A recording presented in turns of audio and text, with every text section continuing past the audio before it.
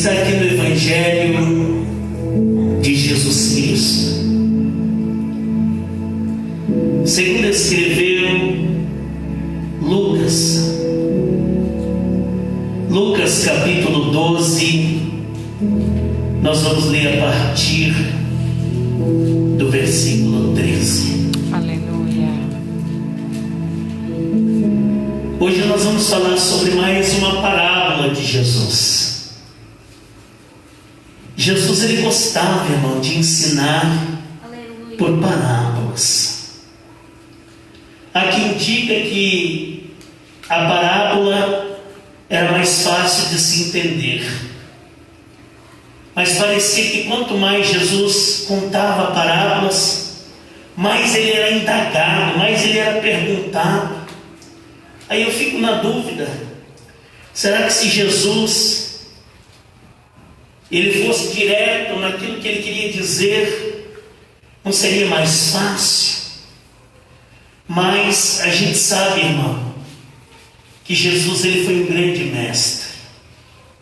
A vida de Jesus, para todo mundo, irmão, sempre serviu como exemplo, como ensino. Então Jesus, ele aproveitava todas as oportunidades, tudo aquilo que acontecia no seu dia a dia, no seu cotidiano, para ensinar alguma coisa.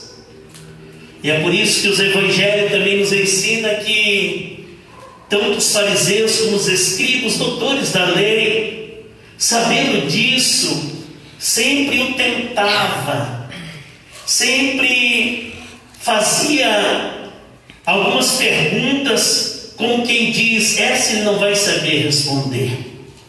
Não sabendo eles, irmão, que eles estavam falando com o próprio dono da vida. Não sabendo eles que eles estavam falando com o próprio Criador, o Todo-Poderoso. Aleluia! Não existe, irmão, não existe uma pergunta que Jesus não saiba a resposta. Ninguém nunca fez uma pergunta para Jesus para que viesse pegar ele de surpresa. É Deus. O nosso Jesus, irmão, ele é o autor das Escrituras. Aqui está a sua própria voz revelada a nós. É a sua própria palavra. Então nós vamos ler Lucas capítulo 12, a partir do versículo 13. É uma lição muito grande, irmão. A palavra de Deus diz assim, Lucas capítulo 12 e o versículo de número 13. O título diz, a parábola do rico insensato. E disse-lhe da multidão, mestre, dize a meu irmão que reparta comigo a herança. Mas ele lhe disse, homem, quem me pôs a mim por juiz ou repartidor entre vós? E disse-lhes, acautelai-vos e guardai-vos da avareza, porque a vida de qualquer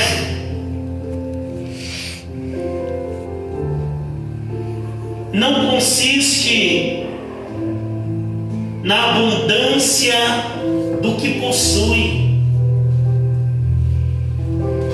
O versículo 16 diz, e propôs-lhe uma parábola dizendo, a herdade de um homem rico tinha produzido com abundância. E esse homem, ele arrazoava entre si, dizendo: que farei? Não tenho onde recolher os meus frutos. E disse: farei isto: derribarei os meus celeiros e edificarei outros maiores, e ali recolherei todas as minhas novidades e os meus bens. E direi à minha alma: alma, tens em depósito muitos bens para muitos anos. Descansa, come, bebe e folga. Mas Deus lhe disse: louco, esta noite te pedirão a tua alma. E o que tens preparado e para quem será? Assim é aquele que para si ajunta tesouros e não é rico para com Deus. Amém? Amém. Irmãos, nós temos lições aqui que Jesus ele nos dá. Olha que interessante. A Bíblia diz que sai um homem do meio da multidão e diz assim: mestre, diga para o meu irmão para que ele reparta comigo a herança que nós temos direito. Aí Jesus disse: olha, quem é que me pôs entre vocês como juiz ou como repartidor da herança que vocês têm direito? Aí Jesus disse para que ele se guardasse da avareza, porque a vida de qualquer pessoa não consiste, irmão, na riqueza ou nos bens que ele possui. A gente vê que as pessoas não procuravam Jesus, irmão, porque ele tinha uma palavra de fé, ou porque ele tinha uma palavra de esperança, ou até mesmo uma palavra de salvação. As pessoas olhavam para Jesus e viam nele aquela pessoa que tinha o poder para resolver tudo, ao ponto de um homem pedir para Jesus interceder por ele num problema que ele tinha com o irmão dele, de uma herança que eles tinham direito. Só que Jesus, irmão, ele entendeu uma coisa, que não era uma questão de justiça, de se partir um bem em 50% para um irmão e 50% para outro irmão. A questão aqui era de uma briga de homens avarentos. Glória a Deus! Essa era a lição que Jesus estava dando a ele. É interessante que essa frase do versículo de número 15, no mundo ela é diferente.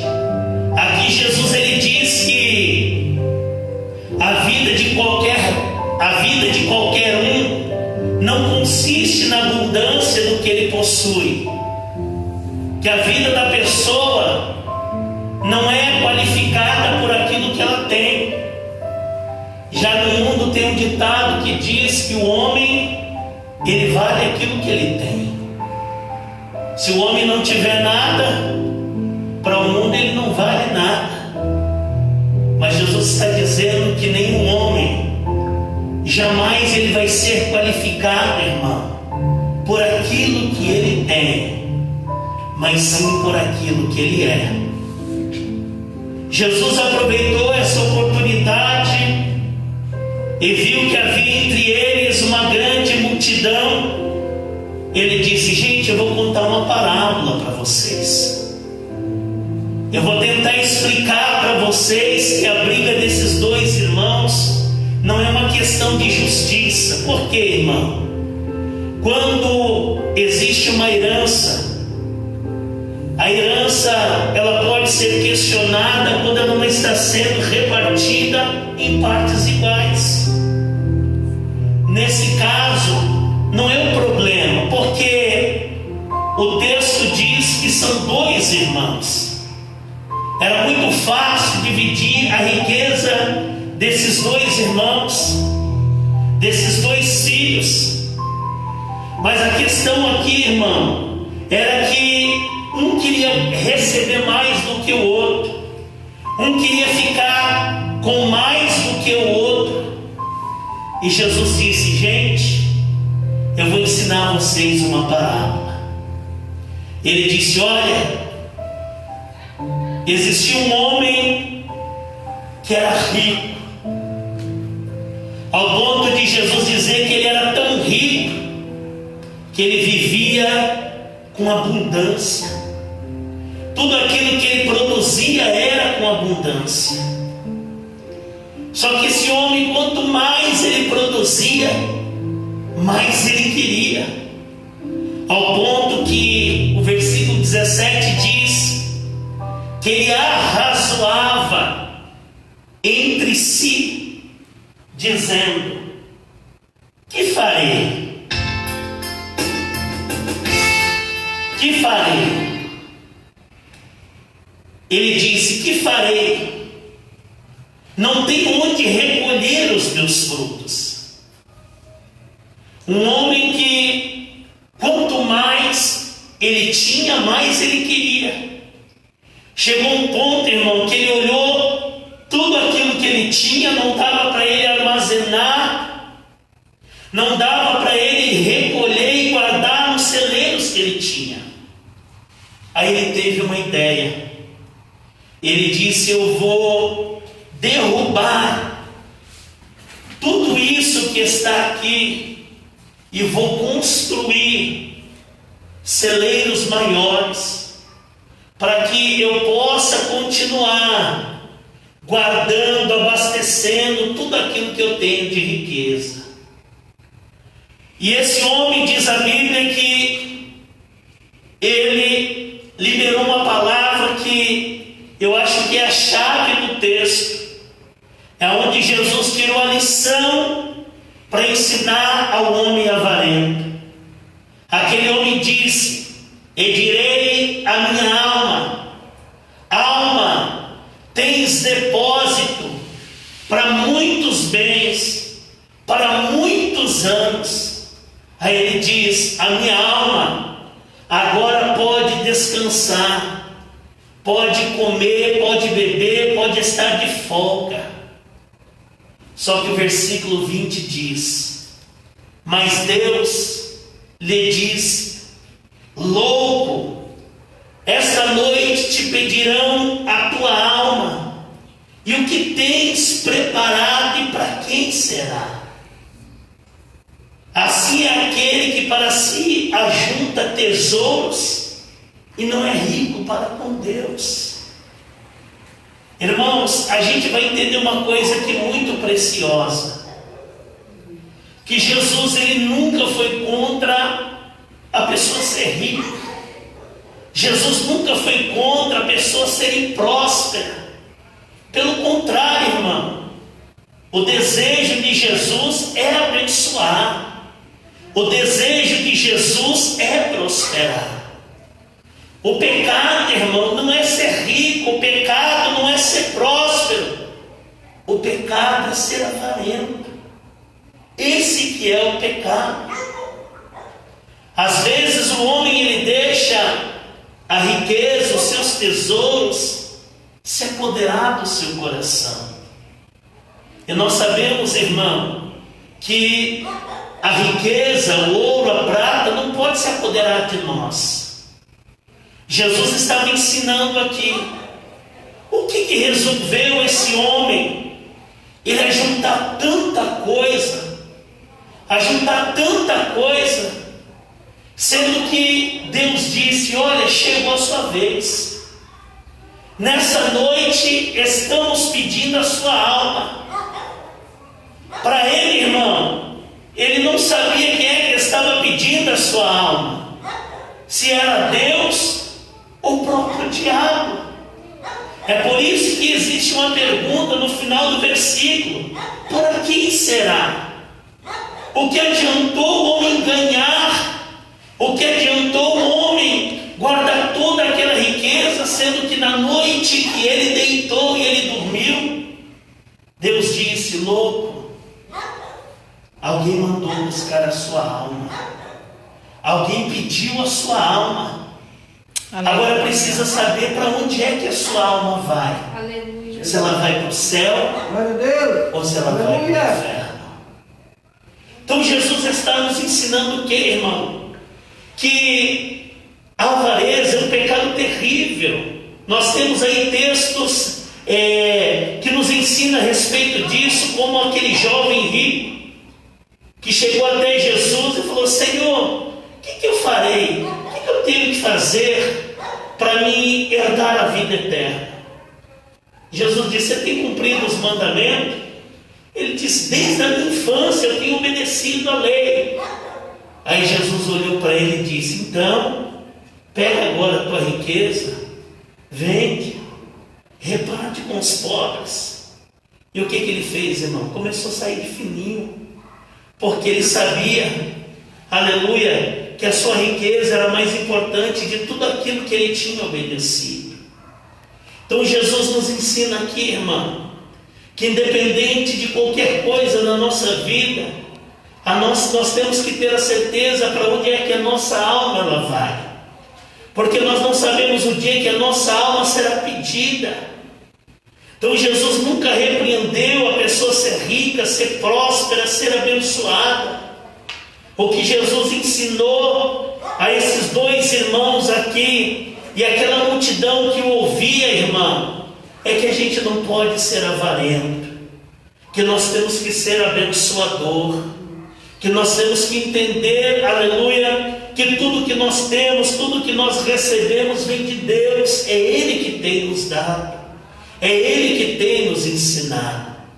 É interessante que quando nós começamos a examinar, irmão, a Escritura, é uma palavra tão forte que é mais de 1000 vezes você vai ver a Bíblia repreendendo o avarento. É interessante, se não me falha a memória, tem um versículo lá no livro de Provérbios que também fala sobre isso, que a pessoa que é avarenta, ele acaba prejudicando até sua própria família. Agora imagine, irmão, louvado seja Deus, o porquê que Jesus queria ensinar não só esses dois irmãos, mas há muitos que ele ensinou a respeito desse assunto. Isso serve de lição para nós? Serve. Por quê? Porque a igreja precisa ter um objetivo, a igreja precisa ter um propósito, e o nosso propósito é o céu, irmão. A gente sabe que a gente pode conquistar tudo aquilo, aleluia, que o Senhor nos der nessa terra, mas se chegou a nossa hora, nada disso a gente vai levar. Tudo isso vai ficar. Então tudo que nós temos, tudo que nós recebemos veio da mão dele, irmão. Veio das mãos do Senhor. E a gente sabe que a gente não vai levar nada disso.